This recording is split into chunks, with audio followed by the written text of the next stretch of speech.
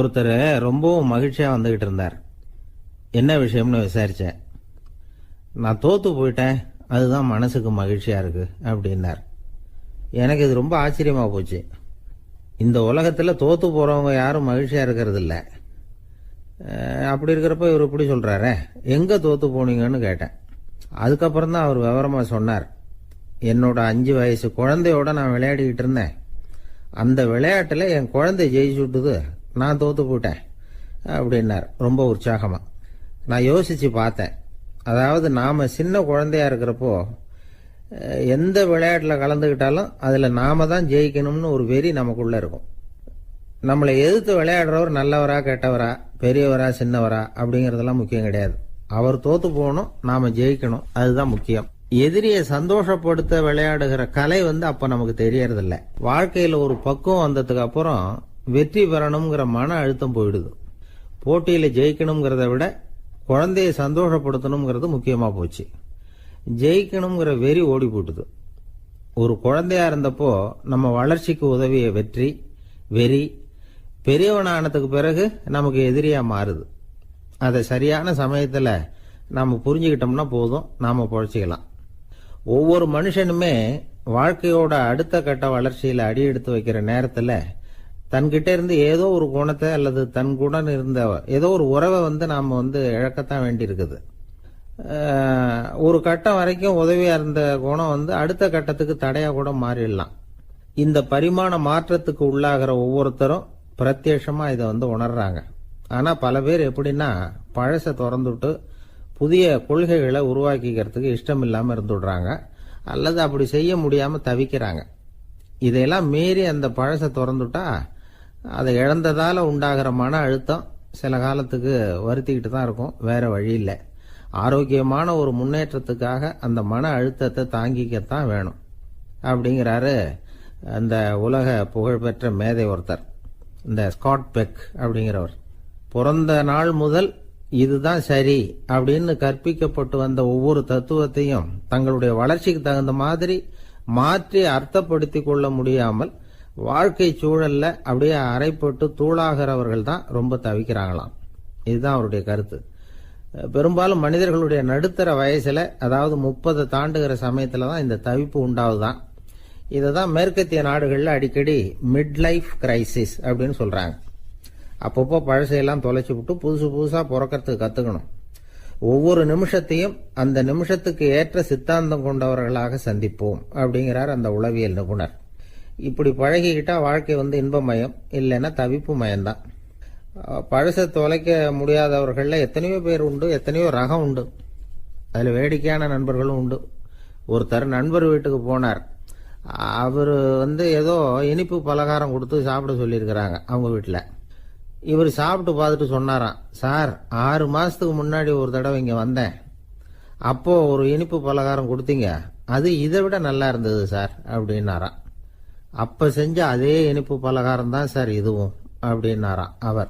இயேசுநாதர்கிட்ட ஒருத்தர் கேட்டாராம், இயேசுவே என்னை எவ்வளவு நேசிக்கிறீர்கள் அப்படின்னு. அவர் தன்னுடைய 2 கைகளையும் அகல விரித்து இவ்வளவு என்று சொல்லி சிலுவையில் உயிர் நீத்தார் அப்படின்னு சொல்லுவாங்க. அதாவது அந்த நேசிப்புக்கு எல்லை கிடையாது, அதே போல மன்னிப்புக்கும் எல்லை கிடையாது. இது இயேசுநாதர் சொல்லி கொடுத்த ஒரு பாடம். இயேசுனுடைய சீடர்கள்ல ஒருத்தன் பீட்டர், அவன் ஒரு நாள் இயேசுநாதர்கிட்ட கேட்டிருக்கான், இயேசுவே நான் என்னுடைய தம்பி கிட்ட அடிக்கடி சண்டை போட்டுக்கிட்டு இருக்கிறேன், என்னுடைய சகோதரன் கூட, அவனை நான் எத்தனை தடவை மன்னிக்கிறது? ஏற்கனவே 7 தடவை அவனை மன்னிச்சுட்டேன் அப்படின்னு சொல்லியிருக்கிறான். அப்போ இயேசு சொன்னாராம், மன்னிக்கிறதுக்கு எத்தனை தடவைங்கிற கணக்கெல்லாம் கிடையாது. எத்தனை தடவை உன்னுடைய சகோதரன் உன்னை கோபப்படுத்துகிறானோ அத்தனை தடவை நீ மன்னிக்கிறதுக்கும் தயாரா இருக்கணும், அதுதான் அப்படின்னு சொன்னாராம். அப்போ இவனுக்கு ஒன்றும் புரியல, இது என்ன அவன் தப்பு பண்ணிக்கிட்டே இருப்பான், நாம மன்னிச்சுக்கிட்டே இருக்கிறதா அப்படிங்கிறது மாதிரி குழப்பமா இருந்திருக்கிறான். அப்போ இயேசுநாதர் தன்னுடைய சீடன் பீட்டர் கிட்ட ஒரு கதை சொன்னாராம். அந்த கதை இன்றைக்கு நாம எல்லாரும் சிந்தித்து பார்க்க வேண்டிய ஒரு கதை. அதாவது மன்னிப்பை விரும்புகிறவர்கள் மன்னிக்கவும் தயாராக இருக்க வேண்டும் அப்படிங்கிறது தான் அந்த கதையினுடைய தத்துவம். அந்த இயேசுநாதர் சொன்ன கதை என்னன்னா, ஒரு மன்னர் இருந்தார். அவர் ஒரு நாள் அரண்மனையில் உட்கார்ந்து கணக்கு வழக்குகள்லாம் பார்த்துக்கிட்டு இருந்தார். நம்ம அரண்மனையிலேருந்து யார் யார் அரசாங்க கடன் வாங்கியிருக்கிறாங்க, யார் யார் திருப்பி செலுத்தி இருக்கிறாங்க அப்படிங்கிற விவரத்தையெல்லாம் பார்த்துக்கிட்டு இருந்தார். அப்போதான் புரிஞ்சுது, அந்த அரண்மனையில் வேலை செய்கிற ஒருத்தனே அரசாங்க கடன் ஒரு வாங்கியிருக்கிறான். எவ்வளவு? 10,000 பொற்காசுகள் வாங்கியிருக்கான் கடன். இந்த 10,000 பொற்காசுகளை திருப்பி செலுத்தலை அரசாங்கத்துக்கு. இது மன்னர் கவனத்துக்கு வந்தது. உடனே நம்ம அரண்மனையில் இருக்கிறவனே அரசு கடன் வாங்கி திருப்பி செலுத்தாமல் இருக்கான், அவனை கூப்பிட்டு வாங்கன்னு சொல்லி கூப்பிட்டுட்டு வந்தாங்களாம். விசாரிச்சிருக்கிறாங்க, என்னப்பா நீ எவ்வளவு ஒன்று? ஆமாங்க 10,000 பொற்காசுகள் வாங்கியிருக்கிறேன், இன்னும் திருப்பி கட்டலைன்றான். உடனே அவர் மன்னர் சொல்லியிருக்கிறார், நம்ம சட்டத்திட்டப்படி நீ உடனே பணத்தை திருப்பி கட்டிடு. அப்படி உன்னால கட்ட முடியலன்னா உன்னுடைய வீடு வாசல் சொத்து சுகம் எல்லாத்தையும் விற்று அந்த பணத்தை அரசு கருவூலத்தில் சேர்த்துக்கிறதுக்கு நானே ஏற்பாடு பண்ணிடுறேன் அப்படின்னு அந்த மன்னர் சொன்னாராம். இவன் அப்படியே அதிர்ச்சி ஆயிட்டான். அப்படியே பொத்துன்னு காலில் விழுந்தானா. மன்னா என்னை மன்னிச்சுங்க, என்னால் முடியல, எனக்கு மன்னிப்பு கொடுங்க அப்படின்னு இருக்கான். உடனே அவர் எழுந்திருச்சு, சரி நீ மன்னிப்பு கேட்டுவிட்ட, அதனால உன்னை மன்னிக்கிறேன், நீ பணம் கட்ட வேண்டாம் அப்படின்னு சொல்லி அந்த மன்னர் அவனை விட்டுட்டாராம். பணத்தையும் தள்ளுபடி கொண்டார், நீ திருப்பி கட்ட வேண்டான்னு. இவனுக்கு ரொம்ப மகிழ்ச்சி. அதனால ரொம்ப உல்லாசமா வந்துகிட்டு இருக்கிறான். தெருவில் வந்துகிட்டு இருக்கிறப்ப இவங்கிட்ட கடன் வாங்கின ஒருத்தன் எதுக்கு வந்துகிட்டு இருக்கான். அவன் இவங்கிட்ட ஒரு 100 பொற்காசுகள் கடன் வாங்கியிருக்கான். அவன் வந்தான், இவன் போய் அவன் சாட்டையா பிடிச்சிக்கிட்டான், நீ எப்படா என் கடனை திருப்பி கொடுக்க போறேன்னு. அவன் இப்போ முடியல, கொஞ்சம் பொறுத்துக்கா, அப்புறம் தரேன் இருக்கான். அதெல்லாம் முடியாது, நீ கொடுத்துதான் ஆகணும் அப்படின்னு இவன் புடிவமா சொல்றான். இப்ப நிலைமையை பாருங்க, இவன் ஏற்கனவே இவன் 10,000 பொற்காசுகள் அரசாங்கத்துல கடன் வாங்கினா அதுக்கு மன்னிச்சு விட்டுட்டார் இவனை. ஆனா இவன் இன்னொருத்தனை மன்னிக்கிறதுக்கு தயாரா இல்ல. இவங்கிட்ட கடன் வாங்கின இன்னொருத்தன் 10 பொற்காசுகள், அவனை மன்னிக்க தயாரா இல்லை. அவனை கொண்டு போய் நீதிமன்றத்துல கொண்டு போய் நிறுத்தி தண்டனை வாங்கி கொடுத்துட்டான். நீதிபதி என்ன சொன்னாரு, அந்த இவன் வாங்கின பொற்காசுகளை திருப்பி கட்டுற வரைக்கும் ஜெயிலில் இருக்கணுங்கிறது தீர்ப்பு. ஆனா உடனே அரசர் காதுல வந்து விழுந்தது. சொல்லிட்டாங்க, உங்ககிட்ட மன்னிப்பு வாங்கிட்டு போனானே ஒருத்தன், அவன் இன்னொருத்தனை மன்னிக்கிறதுக்கு தயாரா இல்லை, அவனை கொண்டு போய் ஜெயிலில் அடைச்சுட்டான் அப்படின்னு. உடனே மன்னர் பார்த்தார், இவனை மறுபடியும் கூப்பிட்டு வர சொன்னார். ஜபாரப்பா, நான் உன்னை மன்னிச்சு விட்டேன், ஆனா நீ இன்னொருத்தனை மன்னிக்கிறதுக்கு தயாரா இல்லை, அதனால என்னுடைய தீர்ப்பையும் மாத்துறேன், நீயும் அரசு கடன் தீர்ற வரைக்கும் ஜெயிலில் தான் இருக்கணும் அப்படின்னு சொல்லி ஜெயிலுக்கு அனுப்பிச்சுட்டாராம். இப்படி ஒரு கதையை இயேசுநாதர் தன்னுடைய சீடருக்கு சொன்னதாக ஒரு வரலாறு. அது என்ன, அதுல இருந்து நாம புரிந்து கொள்ள வேண்டியதுன்னா, நாம மன்னிக்கப்படணும்னு நாம விரும்புறோம்னா நாம இன்னொருத்தரை மன்னிக்கிறதுக்கு தயாரா இருக்கணும். அதனால நாம இன்னொருத்தரை யாரையும் மன்னிக்க மாட்டோம், ஆனா என்ன இன்னொருத்தர் மன்னிக்கணும் அப்படிங்கிறது மாதிரி செய்யக்கூடாதுன்னு சொல்லுவாங்க. அது மாதிரி நாம இப்ப இது தப்பா புரிஞ்சுக்கிறவங்களும் இருக்கிறாங்க. பாவம் மன்னிப்புங்கிறதுலாம் எதுக்குன்னா, அதாவது மறுபடியும் பாவம் செய்யாம இருக்கிறதுக்காக தான். அதான் மன்னிக்கிறாரே அப்படிங்கிறதுக்காக மறுபடியும் பாவம் பண்ணிட்டு இருக்கிறது இல்லை.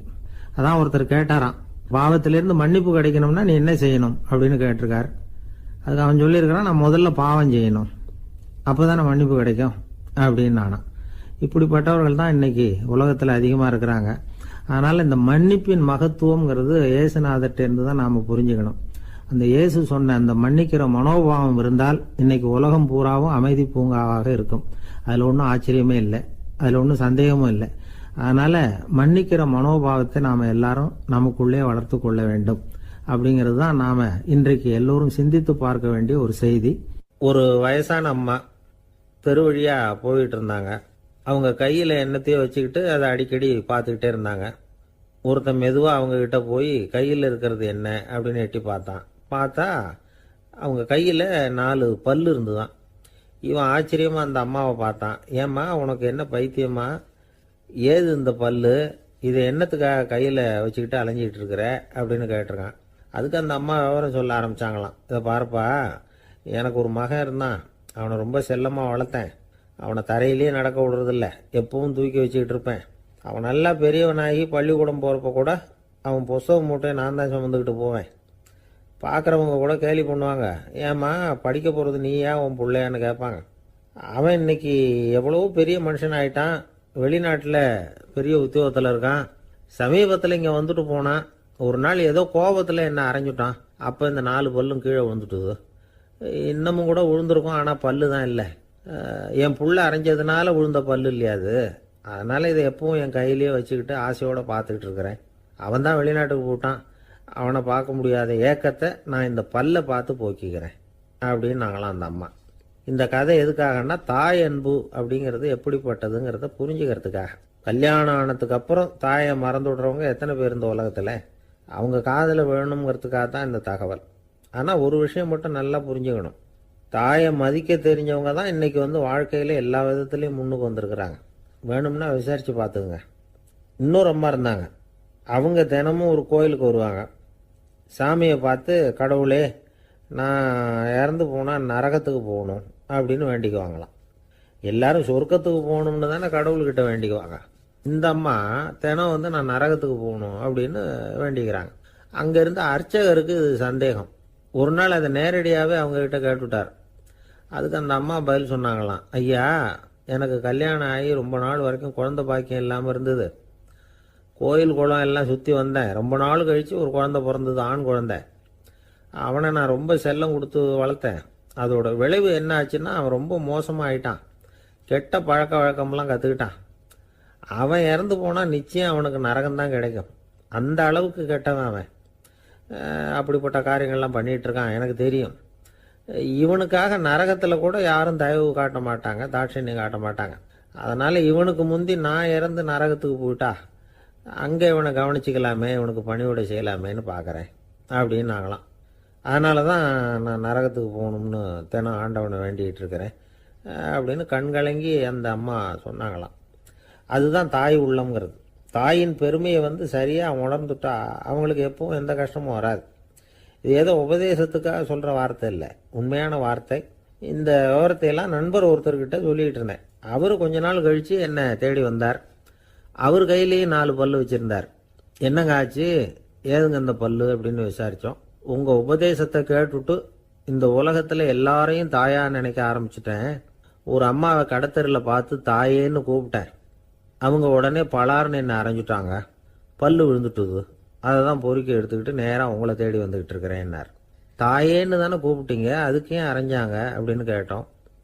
நான் தாயேன்னு கூப்பிட்டது அவங்க காதில் நாயேன்னு விழுந்துட்டு தான், அதுதான் இப்படி ஆயிட்டுது அப்படின்னார். ஊருக்கு வெளியில் அமைதியான ஒரு இடம், அங்கே ஒரு ஆசிரமம், அங்கே ஒரு சாமியார். அவர் தினமும் நல்ல போதனைகள்லாம் செய்வார். பல பேர் போய் அங்கேயே சில நாள் தங்கி இருந்து அவர் சொல்கிற அறிவுரைகளை எல்லாம் கேட்டுக்கிட்டு வர்றது வழக்கம். ஒரு தடவை அவரை பார்த்துட்டு போகிறதுக்காக 3 வெளியூர் தம்பதிகள் வந்தாங்களாம். அந்த மடத்திலேயே சாப்பிட்டுக்கிட்டு தங்கி இருந்து அவங்களுடைய போதனைகளை கேட்டுக்கிட்டு போகணுங்கிறது அவங்க நோக்கம். காலையில் குளிச்சுட்டு பூஜையில் உட்காந்தார் அந்த சுவாமி. இவங்களும் குளிச்சுட்டு அந்த பூஜையை பார்க்கறதுக்காக அவர் முன்னாடி உட்காந்தாங்க. பூஜை ஆரம்பமாச்சு. சம்பிரதாயப்படி அது ரொம்ப நேரம் நடந்துக்கிட்டே இருக்குது. இவங்களுக்கு நல்ல பசி இருந்தாலும் இந்த நேரத்தில் அதை எப்படி வெளியில் காட்டிக்கிறது? பேசாமல் இருந்தாங்க. அந்த சுவாமி பூஜையை முடித்தார். அதுக்கப்புறம் பேச ஆரம்பித்தார். பேச்சு அருமையாக தான் இருந்தது, அமிர்தமாக தான் இருந்தது. இருந்தாலும் இவங்களுக்கு இருக்கிற வயிற்று பசி அது சரியாக கவனிக்க விடலை. அந்த சுவாமியே இதை கவனிச்சதா தெரியல. இவங்களுக்கு மனசுக்குள்ள ஒரு எண்ணம், உள்ளே சாப்பாடு தயாராகிட்டு இருக்கும் போல இருக்கு, இந்த பேச்சு முடிஞ்சது நம்மளை உள்ளே அழைச்சிட்டு போய் சாப்பாடு போடுவாங்கன்னு நினைக்கிறோம் அப்படின்னு இவங்களாம் நினச்சிக்கிட்டாங்க. ஆனால் சுவாமி இதை பற்றி எதுவுமே பேசலை, கண்டுக்கலை. ஒரு அம்மாவால் அதுக்கு மேலே சும்மா இருக்க முடியுமா? முடியல. சாப்பாட்டை கவனிக்கலாமா அப்படின்னு சொல்லி மெதுவாக ஆரம்பித்தாங்க. கவனிக்கலாமே அப்படின்னு உள்ளே அழைச்சிட்டு போனார் சுவாமி. இவங்க ரொம்ப அவசரமாக எழுந்திருச்சு உள்ளே ஓடினாங்க. அங்கே ஒரு மேஜை மேலே ஒரு கிண்ணம் மூடி இருந்தது. இதுதான் சாப்பாட்டு மேஜை போல இருக்கு, இங்கே சாப்பாடு வந்துடும் அப்படின்னு நினச்சாங்க. உடனே போய் சுற்றி உட்காந்துக்கிட்டாங்க. சுவாமி அந்த கிண்ணத்தை எடுத்து அந்த அம்மா கிட்ட கொடுத்தார். அவங்க அதை வாங்கி மூடியை திறந்து பார்க்குறாங்க. உள்ளே ஒரு சாவி இருக்குது. சரிதான், இது சமையலறை சாவி போல இருக்கு.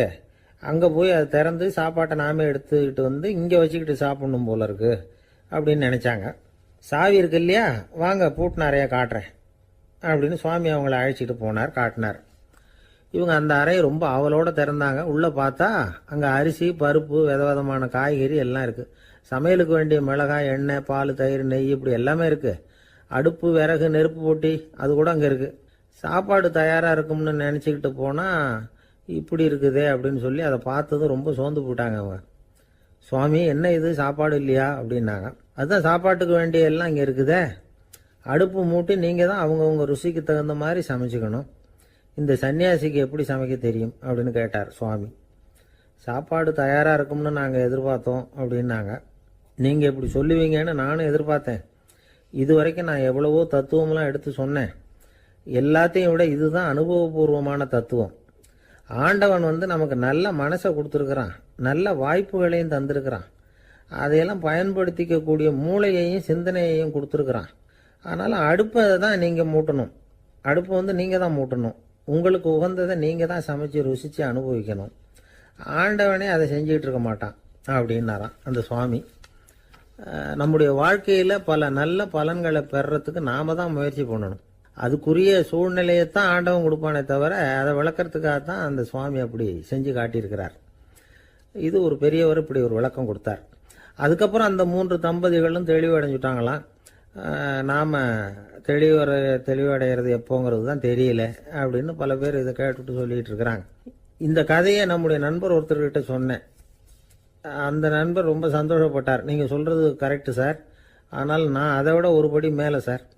எனக்கெல்லாம் அரிசி பருப்பு இருக்கிற ரூம் எதுன்னு கையை காட்டிட்டா போதும், உடனே கிண்ணத்துலேருந்து சாவியை எடுத்து கொடுக்கணுங்கிற அவசியம்லாம் இல்லை எனக்கு. அப்புறம் எப்படி ரூமை திறந்துருவீங்க அப்படின்னு கேட்டேன். பூட்டை உடைச்சி திறந்துருவேன், அதுதான் எனக்கு பழக்கம் அப்படிங்கிறார். உலகத்தில் எது எதுக்கோ ஆராய்ச்சி கூடங்கள் இருக்குது இல்லை, அது மாதிரி தூக்கத்தை பற்றி ஆராய்ச்சி பண்ணுறதுக்கு ஒரு ஆராய்ச்சி கூடம் இருக்குது. அப்படி ஆராய்ச்சி பண்ணணும்னா அதுக்கு மூழ்கிக்கிட்டு இருக்கணும்ல. அதனால தான் அந்த ஆராய்ச்சி கூடம் இங்கே இல்லை, அமெரிக்காவில் பாஸ்டன் பல்கலைக்கழக மருத்துவமனையில் அது இருக்குது. அங்கே தூக்கத்தை பற்றி பலவிதமான ஆராய்ச்சிகள் பண்ணிகிட்டு இருக்கிறாங்க. அந்த ஆராய்ச்சி கூடத்தில் இயக்குனராக இருக்கிற ஒரு நிபுணர், அவர் என்ன சொல்கிறார் தெரியுமா? உங்களுக்கு தூக்கம் வரலையா, நீங்கள் நல்லா தூங்கிறதுக்கு தாராளமாக சில யோசனைகளை என்னால் சொல்ல முடியும் அப்படிங்கிறார். யோசனை தானே, காசா பணமாக கேட்டு வச்சுக்கலாமே. உணவு, மனநிலை, தூங்கும் இடத்தோட சூழ்நிலை, படுக்கைக்கு செல்றப்போ உள்ள பழக்க வழக்கங்கள், இது காரணமாக ஒருத்தருக்கு தூக்கம் வராமல் போகலாம். தூக்கம் வராததுக்கு இதுதான் காரணம்னா அதையெல்லாம் சுலபமாக கட்டுப்படுத்தலாங்கிறார் அவர். தூக்கத்தை வரவழைக்கக்கூடிய ஒரு நல்ல மருந்து உடற்பயிற்சி. ஆனால் ஒன்று, படுக்க போகிற நேரத்தில் இது மாதிரி உடற்பயிற்சிகள் எல்லாம் செய்யக்கூடாது. கொஞ்சம் முன்னாடி பகல்லையே இந்த பயிற்சிகளை செய்கிறது நல்லது. தூக்கம் வராமல் அவதிப்படுறவங்க பிற்பகல் நேரங்களில் காஃபி, டீ இது மாதிரி பானங்களை சாப்பிடக்கூடாது. மது அருந்துறது கூட தூக்கத்தை பாதிக்கும். வெது வெதுப்பான நீரில் குளிக்கிறது, தியானத்தில் ஈடுபடுறது, ஓய்வாக இருக்கிறது, படுக்கிறது, அதாவது படுக்கிறதுக்கு முன்னாடி ஒரு குவளை பால் சாப்பிட்றது, இதெல்லாம் தூக்கத்தை வரவழைக்கிறது ரொம்ப உதவியாக இருக்கும். இன்னொரு விஷயம் என்னென்னா, தூங்கி ஆகணுமேங்கிற கவலை வேண்டியதில்லை. அப்படி நினச்சி கவலைப்படுறதை விட்டுடணும். தூக்கம் வரலையா, உடனே படுக்கையை விட்டு எழுந்திருக்க வேண்டியது. வெளியில் வாங்க, வேறு ஏதாவது வேலையில் ஈடுபடுங்க, கொஞ்ச நேரம் உலாவுங்க, அல்லது ஏதாவது ஒரு புஸ்தகத்தை எடுத்து படிங்க. களைப்பு ஏற்பட்டால் மறுபடியும் படுக்கைக்கு போங்க, தூக்கம் தானே வந்துடும். ஒரு விஷயத்தை மட்டும் நல்லா ஞாபகத்தில் வச்சுக்கணும். படுக்கைக்கு போகிறப்போ உங்கள் மற்ற எல்லா பிரச்சனைகளையும் மறந்துடணும். அது எப்படி சார் முடியும், அந்த நேரம் தானே எல்லா பிரச்சனையும் வரிசையாக ஞாபகத்துக்கு வருது அப்படின்னு நாம் நினைக்கலாம். ஆனால் பழக்கத்தில் அதை நாம் மாற்றிக்க முடியும். கொஞ்சம் முயற்சி பண்ணணும், அவ்வளோதான். இது எல்லாமே ஆராய்ச்சி பண்ணி பார்த்துட்டு அந்த நிபுணர் சொல்கிற கருத்து தான். இன்னொரு விஷயமும் அவர் சொல்கிறார். அது என்னென்னா, உடல் கோளாறு காரணமாக தூக்கம் வராமல் அவதிப்படுறவங்களுக்கெல்லாம் இந்த யோசனைகள் சரியாக வராது அப்படிங்கிறார். அதுக்கெல்லாம் மருத்துவ சிகிச்சை கொடுத்து தான் சரி பண்ணணும். சில பேருக்கு நடு ராத்திரியில் மூச்சு திணறல் ஏற்பட்டு தூக்கம் வராமல் போயிடும். ஊரெல்லாம் தூங்குறப்ப தான் மட்டும் தூங்காமல் மூழ்கிட்டு இருக்கிறது, ஊரெல்லாம் மூழ்கிட்டு இருக்கிறப்போ தான் மட்டும் தூங்குறது, இது மாதிரி கோளாறுகளால் சில பேர் பாதிக்கப்படலாம்.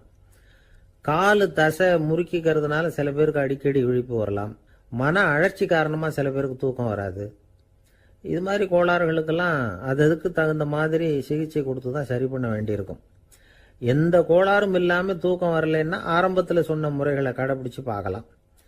தூக்கம் வந்ததுன்னா யோசனை சொன்ன அந்த நிபுணருக்கு நன்றி சொல்லலாம். ஒருத்தர், ஏன் சார் பஸ்ஸில் தூங்குறது கெட்ட பழக்கமானு கேட்டார். இல்லையே, நான் கூட பஸ்ஸில் போகிறப்ப தூங்கிட்டு தானே போவேன் அப்படின்னார் இன்னொருத்தர்.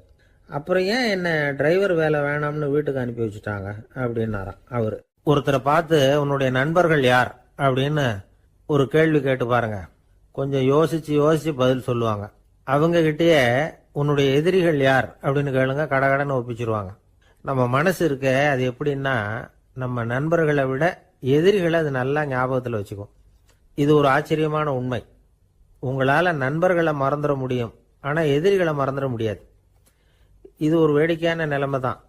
அழகான தருணங்களை நாம் ஏன் மறந்துடுறோம்? இது இயற்கை. ஏன்னா நம்ம மனசு மலர்களை கவனிக்கிறது இல்லை, அதில் இருக்கிற முள்ளை தான் கவனிக்குது. தன்னை காயப்படுத்துகிற எதையும் அது உடனே கண்டுகொள்ளுது. ஒரு தெளிந்த சிந்தனை உடைய மனசு மிக அழகாக உள்ள எல்லாத்தையும் கவனிக்கும். அது நன்றியுடன் உணரக்கூடிய எல்லாத்தையும் பார்த்து குறிச்சிக்கும். இப்படிப்பட்டவங்க வாழ்க்கை இயல்பாகவே நல்லா அமையும். அது ரொம்ப அபூர்வம். மனசில் உள்ள ஒரு சிறிய அமைப்பை மாற்றுவதை பொறுத்து தான் இந்த விஷயம் அப்படிங்கிறார் ஓஷோ. ஒரு யூத கோவில் இருந்து தான், அது யூதர்களின் மடமாகவும் இருந்தது. அங்கே ஒரு தலைமை குரு, அவர் ரொம்ப கண்டிப்பானவர். அந்த கோவிலை ஒட்டி ஒரு தோட்டம். ஒரு நாள் காலையில் அந்த தோட்டத்தில் 2 இளம் யூதர்கள் நடந்து போய்கிட்டு இருக்கிறாங்க. காலையில் 1 மணி நேரம், மாலையில் 1 மணி நேரம் அவங்க அந்த தோட்டத்தில் நடக்கிறதுக்கு அனுமதி உண்டு. மற்ற நேரங்களில் அவங்க மத புத்தகங்களை படிக்கணும், பிற விதிமுறைகளை கடைபிடிக்கணும்.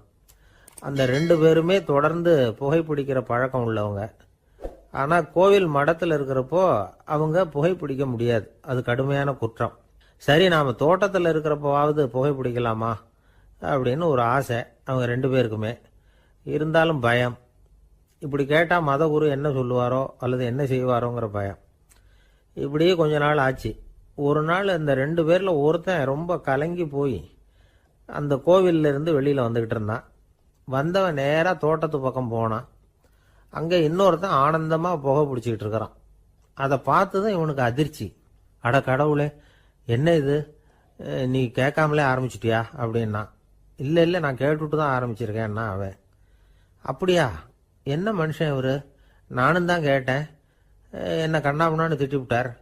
இது என்ன கோவிலா இல்லை நரகமா? உனக்கு புகை பிடிக்கணும்னு ஆசையாக இருந்தால் நரகத்துக்கு போகணும்னு சொல்லிவிட்டார். அது சரி, உன்னை மட்டும் எப்படி அனுமதிச்சார் அப்படின்னு கேட்டான் இவன். அவன் சிரிச்சுக்கிட்டே, நீ எப்படி கேட்ட சொல்லு அப்படின்னா. நாம் இந்த தோட்டத்துக்கு வர அனுமதிக்கப்பட்டிருக்கிறதே ஜபத்துக்காகத்தானே, அதனால் நான் ஜபம் சொல்லும் பொழுது புகை பிடிக்கலாமா அப்படின்னு கேட்டேன். அதுக்கு தான் அவர் சத்தம் போட்டு என்னை அடிக்கவே வந்துட்டார் அப்படின்னா இவன். நீ ஒரு மாதிரியாக கேட்டிருக்க, நான் வேற மாதிரியாக கேட்டிருக்கிறேன். ஜபம் சொல்லும்போது புகை பிடிக்கலாமான்னு நீ கேட்டிருக்க.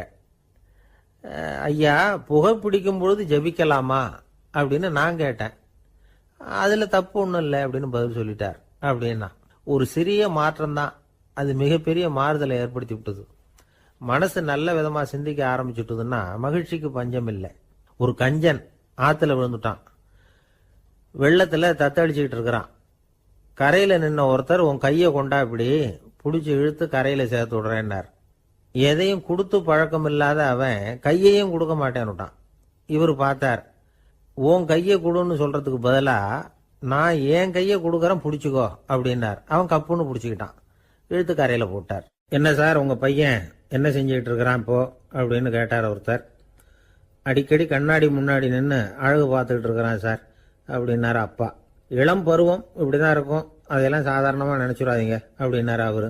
என்ன சார் சொல்கிறீங்க, கண்ணாடி முன்னாடி நின்றுக்கிட்டு நேரத்தை வீணாக்கிக்கிட்டு இருக்கான், அதை ஒரு பெரிய விஷயமா நான் நினைக்கணுமா அப்படின்னாரு இவர். இளம் பருவத்தில் இளைஞர்களுக்கும் சின்ன பொண்ணுங்களுக்கும் அடிக்கடி கண்ணாடியில் பார்க்கணும்னு தோணும். அது வெறுமனே அழகு பார்க்கறது மட்டும் இல்லை, அவங்க தங்களையே தேடி கண்டுபிடிக்கிற ஒரு முயற்சி அது. இது ஒரு மனோதத்துவ விளைவு. இது வரைக்கும் சின்ன பிள்ளையா இருந்துட்டோம், இனிமேல் நாமளும் மற்றவங்க மாதிரி மனிதர்கள் தான் அப்படிங்கிற உணர்வு அவங்களுக்கு வருது. தங்களோட முகம் எப்படி இருக்குது, அழகு எப்படி இருக்கு, உடம்பு நேரம் எப்படி இருக்கு, முடி எப்படி இருக்கு அப்படிங்கறதையெல்லாம் கண்டுபிடிக்கிறாங்க. அதுக்கப்புறம் இன்னொரு ஆணோ பொண்ணோ தன்னை கவனிக்கணும் அப்படின்னு நினைக்கிறாங்க. இதெல்லாம் மனோதத்துவ உண்மைகள், இதெல்லாம் இயற்கை. இதை பார்த்துட்டு பெற்றவங்க பிள்ளைங்க கெட்டு போட்டாங்க அப்படின்னு நினைக்கக்கூடாது, அவங்கள திட்டிக்கிட்டே இருக்கக்கூடாது. இன்னைக்கு பல குடும்பங்களில் இதுதான் நடந்துகிட்டு இருக்குது. மனுஷ வாழ்க்கையிலேயே இப்படியும் இல்லாத அப்படியும் இல்லாத ஒரு பருவம் இளம் பருவம். 13லேருந்து 19 வயசுக்கு உட்பட்ட ஆண்கள் பெண்கள் இந்த வகையை சேர்ந்தவங்க, டீனேஜ் குரூப். இவங்களை சின்னவங்கன்னு நினைச்சிட முடியாது, பெரியவங்கன்னு நினைச்சிட முடியாது. இவங்க ரொம்ப சென்சிட்டிவ். சமூகம் நினைச்சா இவங்களை நல்லவங்களாகவும் ஆக்கலாம், கெட்டவங்களாகவும் ஆக்கலாம். கொஞ்சம் அக்கறை எடுத்துக்கிட்டா பெரிய பெரிய மேதைகளையும் விஞ்ஞானிகளையும் உருவாக்கலாம். ஆனால் நடக்கிறது என்ன தெரியுமா, அநேகமாக இவங்களை யாருமே சரியாக புரிஞ்சுக்கிறது இல்லை, இவங்களை சரியாக நடத்துறதும் இல்லை. இது வரைக்கும் நாம் சொல்கிறத கேட்டுக்கிட்டு இருந்தான், இப்பெல்லாம் அவன் இஷ்டத்துக்கு நடக்க ஆரம்பிச்சுட்டான் அப்படின்னு வருத்தப்படுற பெற்றோர்கள் அதிகம். இது வருத்தப்படுற விஷயம் இல்லை, சந்தோஷப்பட வேண்டிய விஷயம். உங்கள் புள்ள சொந்தமாக யோசிக்க ஆரம்பிக்கிறதும் நடந்துக்க ஆரம்பிக்கிறதும் ஒரு தப்பான விஷயமா?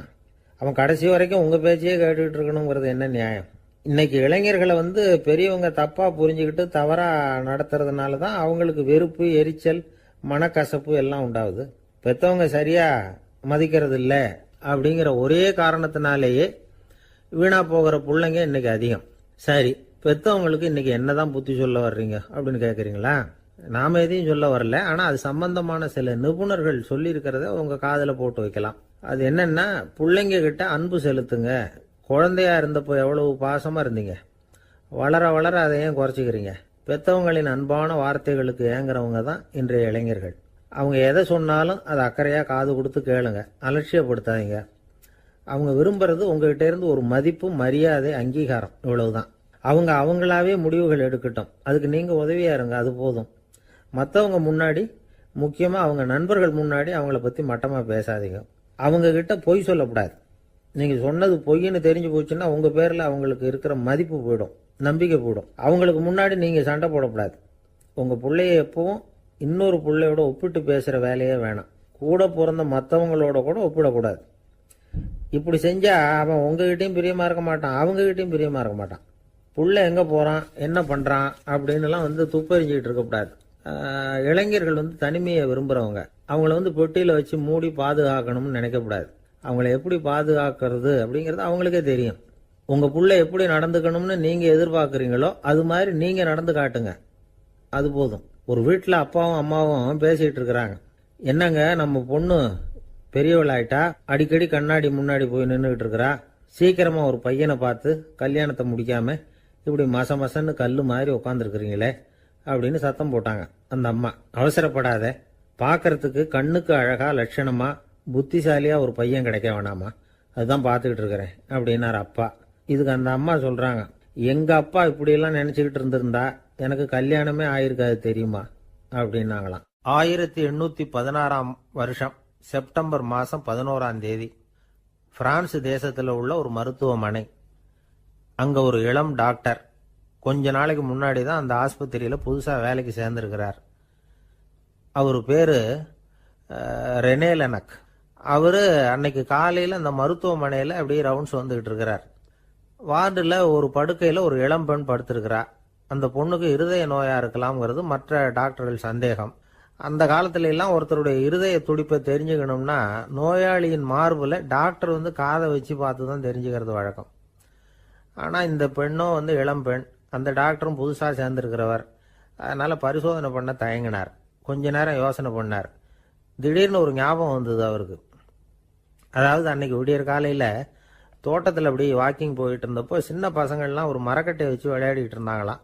அதை அவர் பார்த்துருக்கிறார். அது என்ன விளையாட்டுனா, ஒரு நீளமான மரப்பலகை, அதில் ஒரு முனையில் ஒரு பையன் தன்னுடைய காதை வச்சுக்கிட்டு இருக்கிறான், மறுமுனையில் இன்னொரு பையன் அந்த மரப்பலகையை ஒரு ஆணியால் கீறிக்கிட்டு இருக்கிறான். ஒரு முனையில் ஆணியால் கீறும் பொழுது மறுமுனையில் காதை வச்சிருக்கிற பையனுக்கு அந்த சத்தம் துல்லியமாக கேட்குது. அந்த டாக்டருக்கு காலையில் பார்த்த இந்த விளையாட்டு ஞாபகத்துக்கு வந்துட்டுது. உடனே என்ன பண்ணார் தெரியுமா? ஒரு நீளமான காகிதத்தை எடுத்தார். அதை அப்படியே உருளை மாதிரி உருட்டினார். ஒரு முனையை அந்த நோயாளியின் மார்பில் இடது பக்கம் வச்சார், இன்னொரு முனையில் தன்னுடைய காதை வச்சார். என்ன ஆச்சரியம்! நோயாளியின் மார்பில் நேரடியாக காதை வச்சு கேட்கறத விட துல்லியமாக கேட்டுது இதய துடிப்பு. இதய துடிப்பு மட்டும் இல்லை, மூச்சு இழுத்து விடுறது, திரவ பொருள்களின் அசைவு, எல்லா சத்தமும் தெளிவாக கேட்குது. கிரேக்க மொழியில் ஸ்டெத்தாஸ் அப்படின்னா மார்பு, ஸ்கோப்பின் அப்படின்னா பார்ப்பதுன்னு அர்த்தம். அதனால டாக்டர் ரெனே லெனக் தான் கண்டுபிடிச்ச கருவிக்கு ஸ்டெத்தஸ்கோப் அப்படின்னு பேர் வச்சார். அவரே முதல் மாடலையும் செஞ்சார். அளவு ரொம்ப பெருசாக இருந்தது, சுலபமாக எடுத்துகிட்டு போகிறது கஷ்டம், அது அவ்வளோ கஷ்டமாக இருந்தது அது. அதனால் அவரே அதை அப்புறம் 2 பிரிவாக தயார் பண்ணார். இது 2 துண்டையும் டாக்டர் தன்னோட கோட்டு பாக்கெட்டில் வச்சுக்கலாம், தேவைப்படுறப்ப எடுத்து ஒன்றா சேர்த்துக்கலாம். இப்படி தான் அவர் ஆரம்பத்தில் பண்ணார்.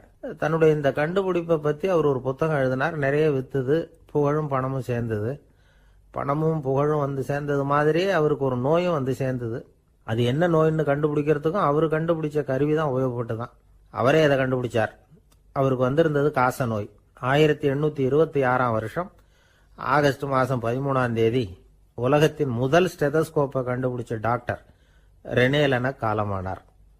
அவர் சாகிறதுக்கு முன்னாடி மரத்தால் செஞ்சு வச்சிருந்த ஸ்டெதஸ்கோப்பை தனக்கு வேண்டியப்பட்ட ஒரு டாக்டர்கிட்ட கொடுத்து, என்னுடைய சொத்துக்கள்லேயே ரொம்ப வசந்தது அப்படின்னு சொன்னாராம். அதுக்கப்புறம் 3 வெள்ளைக்காரங்க சேர்ந்து இந்த கருவியில் சில மாற்றங்களை பண்ணாங்க. ஆனால் 1829 லண்டனில் டாக்டர் நிக்கோலஸுங்கிறவர் ஒரு காதால் இதய துடிப்பை கேட்கறத விட டாக்டர் 2 காதாலையும் கேட்கறது தான் சரியா இருக்கும் அப்படின்னு ஒரு கருத்தை வெளியிட்டார். அதுக்கப்புறம் ரொம்ப காலம் கழிச்சு 1852 ஜார்ஜ் காமான் அப்படிங்கிறவர் ரப்பர் டியூப்களை உபயோகப்படுத்தி 2 காதாலையும் கேட்கற மாதிரி ஒரு புதிய வடிவத்தை அதுக்கு கொடுத்தார். அதுக்கு பிறகு அது படிப்படியா எவ்வளவோ மாற்றங்கள் இருந்தாலும் ஆரம்பத்தில் டாக்டர் ரெனே லெனக் உருவாக்கின அடிப்படை மாடலை யாரும் மாற்றி அமைக்கலைங்கிறது தான் முக்கியமான விஷயம். நமக்கு தெரிஞ்ச ஒரு ஆஸ்பத்திரி, அதில் ஒரு நோயாளி, காலை நேரத்தில் நர்ஸு அந்த பக்கமாக போயிட்டு இருந்தாங்க. அதை பார்த்துட்டு ஒரு நர்ஸுன்னு கத்துறார். நர்ஸு அவசரமாக ஓடி வந்து என்ன விஷயம்னு கேட்டாங்க. சிஸ்டர், இங்கே பாருங்க, உங்கள் டாக்டரை என் நெஞ்சில் ஒரு காதை வச்சு கேட்டுக்கிட்டு இருக்கிறார் அப்படின்னார் நோயாளி. சிஸ்டர் பதட்டப்படாம, அதனால என்ன, இந்த டாக்டர் பழமையான விஷயங்கள்ல ரொம்ப நம்பிக்கை உள்ளவர், அதனால ஸ்டெதாஸ்கோப்பை உபயோகப்படுத்தாம காதை வச்சு கேட்கிறார், அது ஒன்றும் தப்பு இல்லை அப்படின்னாங்களாம். ஐயோ, அதுக்காக இல்லை சிஸ்டர், இவர் என் நெஞ்சு மேல தலையை வச்சது நேற்று ராத்திரி 9 மணி, இப்போ விடிஞ்சு போச்சு, இன்னமும் தலையை எடுக்கவே இல்லை, அதுக்காக தான் சந்தேகப்பட்டு உங்களை கூப்பிடுறேன் அப்படின்னாராம். அரேபிய நாடு, அங்க ஒரு ஆட்சி தலைவர், அரேபிய நாட்டு ஆட்சி பொறுப்பை ஏத்துக்கிட்டவர். அவர் வந்து ஆட்சி பொறுப்பை ஏத்துக்கிட்ட பிறகு ஒரு நாள் ஒரு தெருவில் நடந்து போய்கிட்டு இருந்தார். அவர் தோளில் ஒரு பெரிய துணி மூட்டை, அதை சுமந்துக்கிட்டு கடத்தெருவை நோக்கி அவர் போய்கிட்டு இருக்கிறார். வழியில் அவரை சந்திச்சார் உமர். அவர் கேட்டார், கலீஃபா அவர்களே, எங்க புறப்பட்டுட்டீங்க அப்படின்னு கேட்டார். கலீஃபான்னா ஆட்சி தலைவர்னு அர்த்தம். இதுக்கு அவர் சொன்னார், நான் வந்து துணி வணிகம் செய்யறவன், அதனால துணி வியாபாரம் செய்யறதுக்காக போயிட்டு இருக்கிறேன்னார். நீங்க இப்போ இந்த நாட்டுக்கு ஆட்சி தலைவர், ஆட்சி பொறுப்புல இருக்கிறீங்க, நீங்க வியாபாரம் செய்ய போட்டா அரசு பணிகளை செய்யறது யாரு அப்படின்னு கேட்டார் அவர். நான் அரசு பணிகளை மட்டுமே செஞ்சுக்கிட்டு இருந்தா என் குடும்பத்தை காப்பாத்துறது யாரு அப்படின்னு கேட்டார் அவர். இப்படி கேட்டவர் யார் தெரியுமா? அவர் தான் அபூபக்கர், இறை தூதர் முகமது அவர்களுக்கு பிறகு கலீஃபாவாக தேர்ந்தெடுக்கப்பட்டவர். அப்போலாம் ஆட்சி தலைவர்களுக்கு சம்பளம்னு எதுவும் கிடையாது. இந்த பிரச்சனையை எப்படி தீர்க்கிறதுன்னு யோசனை பண்ணார் உமர். அபு உபைதா அவர்கள்கிட்ட அழைச்சிட்டு போனார். அவர் யாருன்னா, அவர் தான் பொது நிதி கருவூலத்தின் பொறுப்பாளர். அவர்கிட்ட பிரச்சனையை சொன்னார். இது மாதிரி ஆட்சி தலைவருக்கு பொது நிதியிலிருந்து ஊதியம் அளிக்க முடியுமான்னு கேட்டார். பொது நிதி விதிகளின்படி அதுக்கு சாத்தியம் இல்லைன்னு சொல்லிவிட்டாரு அவரு. சரி, வேற ஏதாவது வழி இருக்குதான்னு கேட்டார் உமர். அபு உபைதா கொஞ்சம் யோசனை பண்ணி பார்த்தார். அப்புறமா சொன்னார், மக்காவிலிருந்து மதீனாவுக்கு குடிபெயர்ந்து வந்த அகதிகளுக்கு நிதி உதவி அளிக்கிறதுக்கு விதிகள்ல இடம் இருக்கு. அப்படி பார்த்தா அபூபக்கரும் அகதி தானே, அதனால எல்லா அகதிகளுக்கும் கொடுக்கறது மாதிரியே அவருக்கும் ஒரு தொகை அளிக்கலாம்னார். கலீஃபா அபூபக்கருக்கு இந்த அகதி உதவி தொகையைத்தான் கொடுத்துட்டு வந்தாங்களாம். குடும்ப செலவுக்கு அது போதுமானதா இல்ல. இருந்தாலும் கலீஃபாங்கிறதுக்காக மற்ற அகதிகளை விட அதிகமா தொகையை பெற அவர் விரும்பல. மார்பு பக்கம் கிழிஞ்சிருந்த ஒரு மேலாடையை தான் அவர் அணிஞ்சிருந்தார். அவருடைய துணைவியார் அஸ்மா, அவங்க ஒரு நாள் தேன் அருந்த ஆசையா இருக்குன்னாங்களாம். நமக்கு கிடைக்கிற ஊதியம் குடும்ப செலவுக்கே போதுமானதா இல்லையே, இந்த நிலையில தேன் வாங்கறதுக்கு காசுக்கு நான் எங்க போவேன் இருக்காரு அவரு.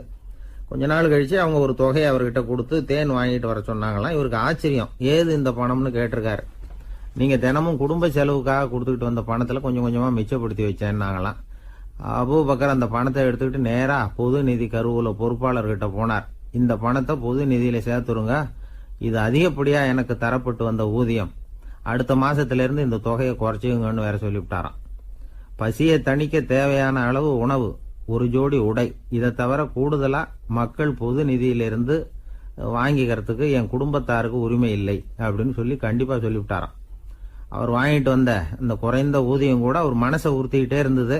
கடைசி நேரம் அவர் தம்முடைய மகள் ஆயிஷா அவர்கள் அழைச்சார். மகளே, இதுவரைக்கும் பொது நிதியிலிருந்து நான் வாங்கிட்டு வந்த தொகை என்னுடைய இதயத்துல பாரமா அழுத்திக்கிட்டு இருக்கு, என் தோட்டத்தை விற்று அதில் வர்ற பணத்திலிருந்து நான் இதுவரைக்கும் வாங்கிட்டு வந்த ஊதிய தொகையை கணக்கு போட்டு பொது நிதியில் சேர்த்து விடு அப்படின்னாராம். பதவி ஏற்கிறதுக்கு முன்னாடி தன்கிட்ட இருந்ததை விட இப்போ கூடுதலாக என்ன சொத்து இருக்குன்னு பார்த்துருக்கார். ஒரு ஒட்டகம், ஒரு கோப்பை, ஒரு பணியாள். இதையும் அடுத்தபடியா கலீஃபாவா வர்றவர்கிட்ட ஒப்படைச்சிருங்க அப்படின்னு விட்டாராம்.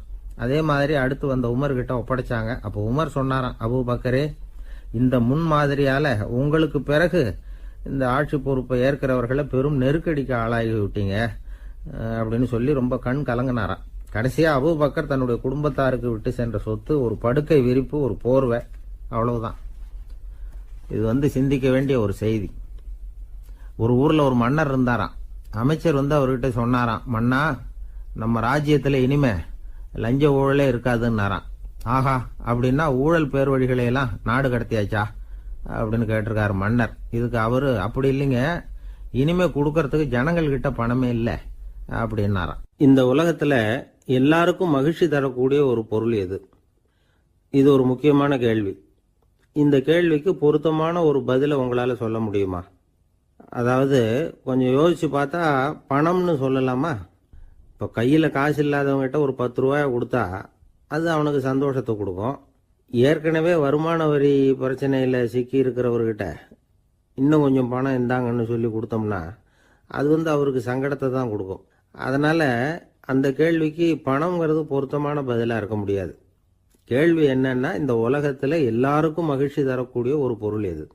சரி, இனிப்புன்னு சொல்லலாமா? ஏன்னா எல்லாருக்கும் இனிக்க தானே செய்யும். அதுலேயும் ஒரு சிக்கல் இருக்கு. சக்கரை வியாதிகாரங்களுக்கு அது என்ன சந்தோஷத்தையாக கொடுக்கும்? ஆக எல்லாருக்கும் வேறுபாடு எதுவும் இல்லாமல் மகிழ்ச்சியை கொடுக்கக்கூடியது வேற ஏதோ ஒன்று இருக்கு. அது என்னன்னு கண்டுபிடிக்கணும். அதுதான் இன்னைக்கு தகவல். இப்போ அதை கண்டுபிடிக்கணும்னா இந்த கதையை கேட்கணும். அது என்ன கதைன்னா, ஒரு ஊரில் ஒரு ராஜா இருந்தார். அவருக்கும் இதே சந்தேகம் வந்துட்டுது. அதாவது எல்லாருக்கும் இன்பம் தரக்கூடிய பொருள் எது அப்படின்னு. இதுக்கு பதில் தெரிஞ்சுக்கிறதுக்கு ஆசைப்பட்டார். சரி, அதுக்கு என்ன செய்யலாம்னு யோசனை பண்ணார். நாட்டு மக்களுக்கு பகிரங்கமாக ஒரு அறிவிப்பு கொடுத்தார். நம்ம நாட்டு மக்கள் இன்பம் தரக்கூடிய பொருள் எதுன்னு நினைக்கிறாங்களோ அதை கொண்டுகிட்டு அரண்மனையில் உள்ள கண்காட்சி மண்டபத்தில் வைக்கலாம். அப்படி அவங்க வைக்கிற பொருள்களில் எது எல்லாருக்கும் இன்பம் தரக்கூடியதாக இருக்குமோ அதை வச்சவருக்கு 1000 பொற்காசுகள் பரிசு அப்படின்னு அறிவிப்பு கொடுத்துட்டார். ஜனங்கள் இந்த அறிவிப்பை கேட்டாங்க. அதுக்கப்புறம் சும்மா இருப்பாங்களா? 1000 பொற்காசுன்னா சும்மாவா? அவங்க கையில் என்னென்ன கிடைச்சதோ அதையெல்லாம் கொண்டாந்து அரண்மனை காட்சி மண்டபத்தில் வச்சுட்டாங்க. அதுக்கப்புறமா ராஜா அங்கே வந்தார். ஒவ்வொன்றா பார்த்துக்கிட்டே வந்தார். முதல்ல ஒரு குயில் இருந்தது, இனிமையாக பாடக்கூடிய குயில். இந்த குயிலோட இன்னிசை எல்லாருக்கும் இன்பம் தரக்கூடியது தான். இருந்தாலும் காது கேட்காதவங்களுக்கு இந்த இசை எப்படி இன்பம் தர முடியும்? அதனால இது சரியில்லைன்னு விட்டார். அடுத்தபடியாக போனார். அங்கே என்ன வச்சிருக்கிறாங்கன்னு பார்த்தார். பார்த்தா ஒரு அழகான மயில் அங்கே தோகை விரித்து ஆடிக்கிட்டு இருக்குது. இந்த மயிலோட ஆட்டம் மனசுக்கு இன்பம் தரக்கூடியது தான். இருந்தாலும் பார்வை இல்லாதவங்க இந்த ஆட்டத்தை பார்த்து ரசிக்க முடியுமா? முடியாது. அதனால இதுவும் சரியில்லை அப்படின்னு சொல்லிவிட்டார். அதுக்கு அடுத்தபடியாக போனார். பல வகையான இனிப்பு பண்டங்களை வச்சுருந்தாங்க. பார்த்தார், வயசானவங்களுக்கும் நோயாளிகளுக்கும் இது இன்பம் தராது, துன்பம் தான் கொடுக்கும் அப்படின்னார். இப்படி ஒவ்வொன்றா பார்த்துக்கிட்டே போகிறார். அழகான மலர்கள், கனிகள், ஓவியங்கள் எதுவுமே பொருத்தமாக தெரியல. சகல பேருக்கும் இன்பம் தரக்கூடிய வகையில் எதுவும் இல்லை. கடைசியாக வந்தார். அங்கே ஒரு களிமண் பொம்மை இருந்தது. அது என்ன பொம்மை தெரியுமா? பசியால் வாடி இருக்கிற ஒருத்தருக்கு ஒரு அம்மா இனிமையாக பேசிக்கிட்டு சோறு போடுறது மாதிரி அந்த பொம்மையை செஞ்சுருந்தாங்க. அதுக்கு கீழே அன்பு அப்படின்னு எழுதியிருந்ததுதான். ராஜா பளிச்சுன்னு ஒரு முடிவுக்கு வந்தார். அந்த பொம்மையை செஞ்ச சிற்பியை வரவழைச்சார், பரிசு கொடுத்தார். அன்பு ஒன்று தான் எல்லாருக்கும் இன்பம் அளிக்கக்கூடிய பொருள். காது கேட்காதவங்களும் அதை கேட்க முடியும், பார்வை இல்லாதவங்களும் அதை பார்க்க முடியும், குழந்தைகளும் அதை உணர முடியும் அப்படின்னு அதுக்கு விளக்கம் கொடுத்தார் அந்த மன்னர். இந்த உலகத்தில் எல்லாருக்கும் மகிழ்ச்சி தரக்கூடிய ஒரு பொருள் அன்பு தான். அதை புரிஞ்சுக்கிட்டு தான் சில கணவன்மார்கள் மனைவி பேரில் ரொம்ப அன்பை காட்டிக்கிறது வழக்கம். ஒரு வீட்டு வாசப்படி பக்கமாக மழைக்கு ஒதுங்கினார் ஒருத்தர். மழை தூரிக்கிட்டு இருந்தது, இருட்டு நேரம். அந்த வீட்டில் இருந்தவர், இன்னைக்கு ராத்திரி வேணும்னா இங்கேயே தங்கிட்டு காலையில் போங்க அப்படின்னார். உடனே இவர் சொன்னார், ரொம்ப நன்றிங்க, ஒரு 10 நிமிஷத்தில் இதை வந்துடுறேன் அப்படின்னு சொல்லிவிட்டு எங்கேயோ ஓடினார். 10 நிமிஷம் கழித்து திரும்பி வந்தார். ஆமாம், எங்கே போயிட்டு வந்தீங்கன்னு கேட்டார் வீட்டில் இருந்தவர். நேராக எங்கள் வீட்டுக்கு போய் மனைவி கிட்ட இன்னைக்கு ராத்திரி இங்கேயே தங்கிக்கிறேன்னு சொல்லிவிட்டு வந்துட்டேன் அப்படின்னார் அவர். அன்புல இது ஒரு ரகம். ஆசைப்படுறதுல தப்பு இல்லை, ஆனால் அந்த ஆசை தேவைக்கு தகுந்த மாதிரி இருக்கணும். தேவைக்கு மீறிய ஆசைகள் இருக்கு பாருங்க, அது தேவையில்லை. இந்த கருத்தை வலியுறுத்தது மாதிரி ஒரு கதை உண்டு. தேவேந்திரனுக்கு திடீர்னு வீடு கட்டணும்னு ஒரு ஆசை வந்துதான். வீடுன்னா நாம கட்டுற மாதிரி இல்லை. தேவேந்திரன் வீடுன்னா சும்மாவா? ஒரு பிரம்மாண்டமான அரண்மனை கட்டணும். அது மாதிரி இந்த 3 லோகத்திலையும் ஒரு அரண்மனை கிடையாது அப்படின்னு எல்லாரும் சொல்லணும். இது அவனோட ஆசை. உடனே தேவ தச்சரான விஸ்வகர்மாவை கூப்பிட்டான், உத்தரவு போட்டான். விஸ்வகர்மா தன்னுடைய உதவியாளர்களை எல்லாம் கூப்பிட்டு ஒன்னா சேர்த்துக்கிட்டார். படாத பாடுபட்டு ஒரு பெரிய அரண்மனையை கட்டி முடிச்சார். கட்டி முடிக்க 1000 வருஷம் ஆச்சு. தேவேந்திரன் வந்து பார்க்குறான். அவனுக்கு திருப்தி ஏற்படலை. என்னுடைய அந்தஸ்துக்கு இது ரொம்ப சாதாரணமான கட்டிடம், இதை விட இன்னும் பெருசாக கட்டு அப்படின்னா. தேவ தச்சர் திணறி போயிட்டார். அவரால் அதுக்கு மேலே எதுவும் செய்ய முடியல. என்ன பண்ணுறதுன்னு யோசனை பண்ணார். நேராக நாரதர் காலில் போய் விழுந்தார். நீங்கள் தான் என்னை இந்த பிரச்சனையிலேருந்து காப்பாற்றணும்னார். நாரதர் யோசனை பண்ணார். சரி, கவலைப்படாதேன்னார். நேராக இந்திரன் கிட்ட போனார். இந்திரன் வந்து நாரதரை பார்த்த உடனே வாங்கன்னு கூட்டிகிட்டு போய் அரண்மனையை காட்டினான். இது மாதிரி ஒரு அரண்மனையை நீங்கள் வேற எங்கேயாவது பார்த்துருக்குறீங்களா அப்படின்னு ரொம்ப பெருமையாக கேட்டான். நான் பார்த்ததில்லை, ஆனால் என்னை விட வயசில் மூத்தவர் மகரிஷி லோமேசர், அவர் ஒரு வேளை பார்த்துருக்கிறாரா என்னமோ அப்படின்னார். உடனே அவரை மனசில் நினச்சி தியானம் பண்ணினார். அடுத்த கணம் லோமேசர் அங்கே வந்தார். இடையில ஒரு சின்ன துண்டு, கையில் ஒரு கமண்டலம், தலையில் ஒரு பாய், அவ்வளவுதான் அவர்கிட்ட இருந்தது. எதுக்காக தலையில் எந்த பாய் அப்படின்னு கேட்டான் இந்திரன். என்ன மாதிரி அற்ப ஆயுள் உள்ள ஒரு ஜீவன் தனியாக வீடு கட்டிக்கிட்டு திண்டாடணுமா? இந்த பாய் தான் ஒரு வீடு மாதிரி எனக்கு நிழல் கொடுக்குது அப்படின்னார் அவர். என்னது, உங்களுக்கு வந்து அவ்வளவு கொஞ்சமான ஆயுளா அப்படின்னு ஆச்சரியத்தோடு கேட்டான் இந்திரன். ஆமாம், இதை பாரு, என்னுடைய மார்பில் ஒரு பொற்காசு அளவுக்கு ரோமம் உதிர்ந்துட்டுது. எப்போ என் உடம்புல உள்ள எல்லா ரோமமும் உதிர்ந்துருமோ அப்போ என்னுடைய ஆயுள் முடியும் அப்படின்னார். எப்போ அந்த ரோமங்கள் பூரா உதிரும்னு கேட்டான் இவன். ஒரு பிரம்மா மறைஞ்சதும் ஒரு ரோமம் உதிரும். என் உடம்புல உள்ள ரோமங்களின் எண்ணிக்கை எவ்வளவோ அவ்வளவு பிரம்மாக்கள் தோன்றி அவங்க ஆயுள் முடியும் பொழுது என் உடம்புல உள்ள ரோமங்கள் பூரா உதிரும் அப்படின்னார். அப்படின்னா ஒரு பிரம்மாவோட ஆயுள் எவ்வளவு காலம்னு கேட்டான். ஒரு பிரம்மாவுக்கு 100 தேவ வருஷம். ஒவ்வொரு தேவ வருஷத்துக்கும் 365 தேவ நாள். ஒவ்வொரு தேவ நாள்லையும் ஒன்ன மாதிரி 14 இந்திரர்கள் தோன்றி மறைகிறாங்க அப்படின்னு மகரிஷி லோமேசர் சொல்றார். இதை கேட்டதும் இந்திரன் ஆடி போயிட்டான். அவ்வளவு ஆயுள் உள்ள இவரே அற்ப ஆயுள்னு சொல்றார்.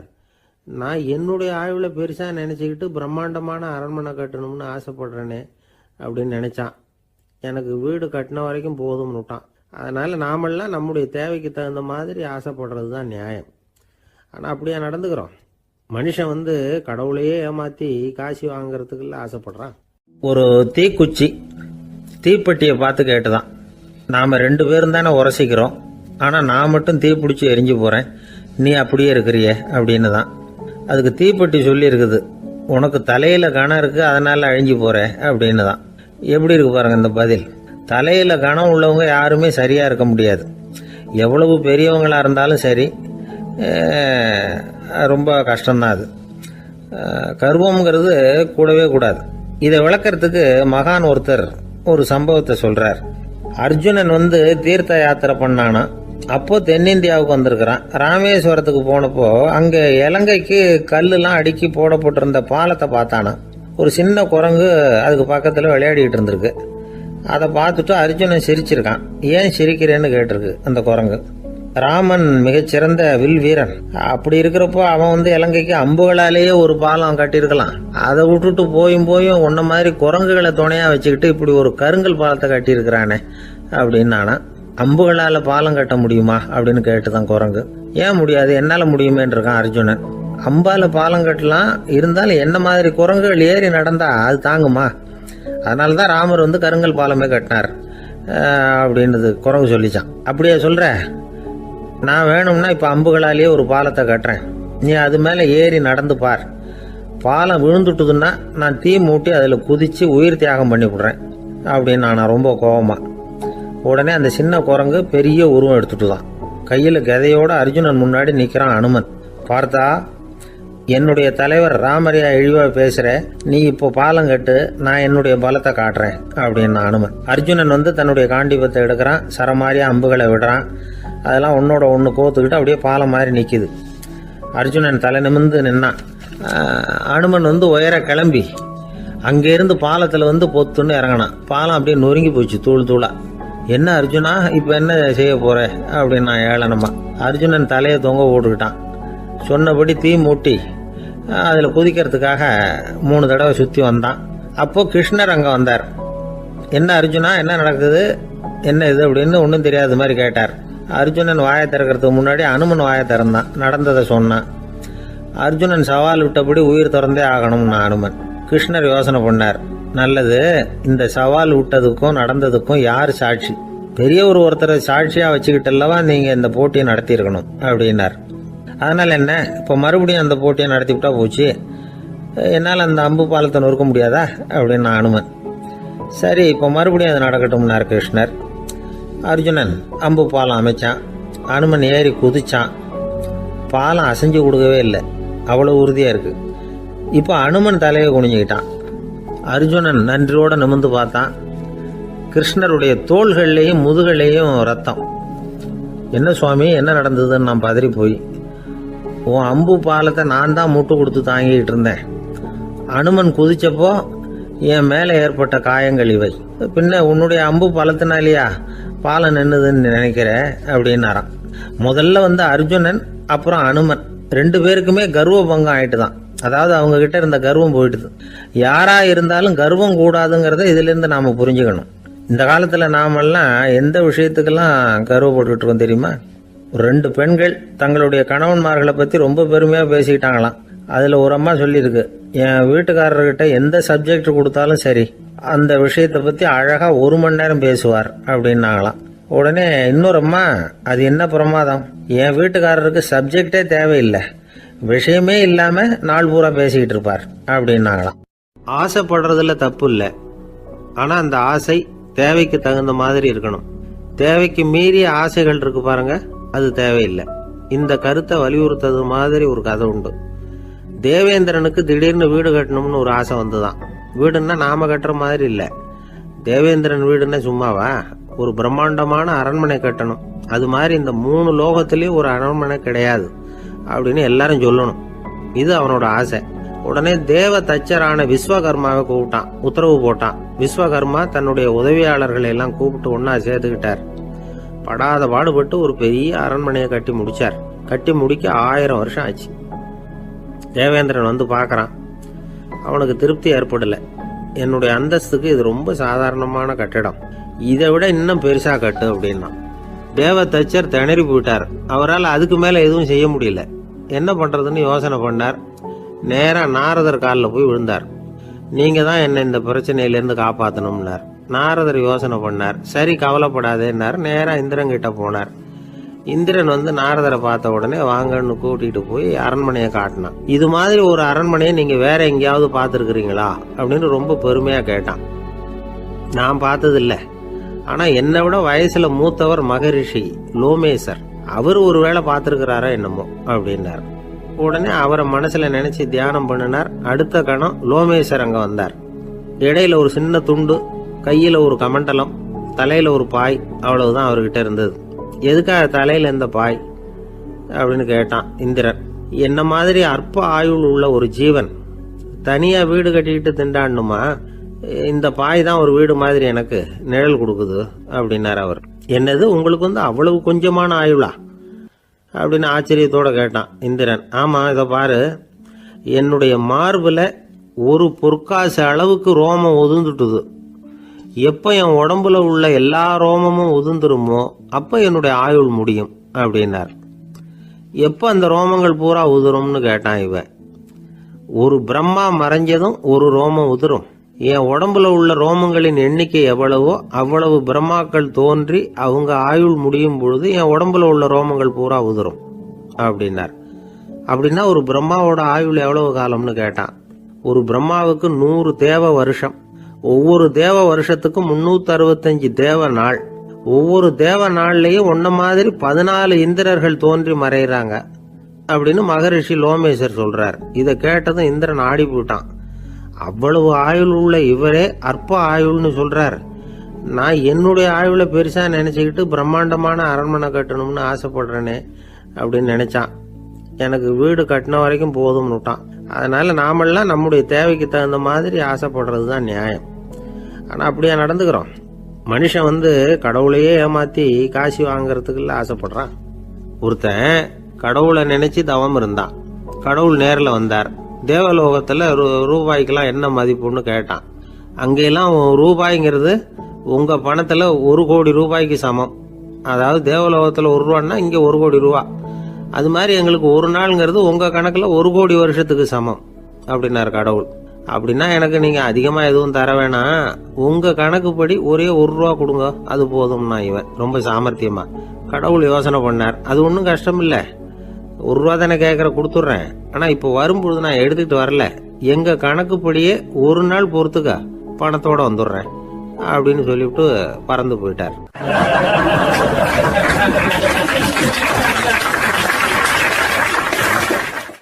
ஒருத்தர் மனசுல நிம்மதி இல்லாம உட்கார்ந்திருந்தார். என்ன சார் விஷயம் அப்படின்னு விசாரிச்சேன். அகலக்கால் வச்சுட்டேன், அதுதான் அவதிப்படுறேன்னார். விவரமா சொல்லுங்கன்னு.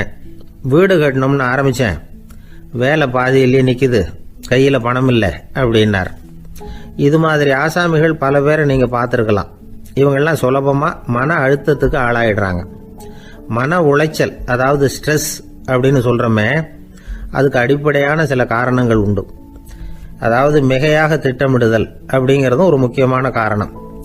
நடைமுறை சாத்தியம் என்னங்கிறத மனசுல வச்சுக்கிட்டு எந்த திட்டத்தையும் தீட்டணும், அப்பதான் அது சரியா வரும். 2வது காரணம் என்ன தெரியுமா? ஒரே நேரத்தில் பல்வேறு செயல்களில் ஈடுபடுறது. தொலைபேசியில் பேசிக்கிட்டே கையில் இருக்கிற கடிதத்தை படிச்சுக்கிட்டே எதிரில் உட்காந்துக்கிட்டு இருக்கிறவருக்கும் அப்பப்போ பதில் சொல்லிக்கிட்டு மனசில் பல்வேறு சிந்தனைகளை அப்படியே ஓட விட்டுக்கிட்டு இருக்கிறது, இதுவும் மன அழுத்தத்தை உண்டாக்குது. 3வது காரணம், எதிலேயும் வெற்றி மட்டும் எதிர்பார்க்கிற ஒருதலைப்பட்சமான ஆர்வம்.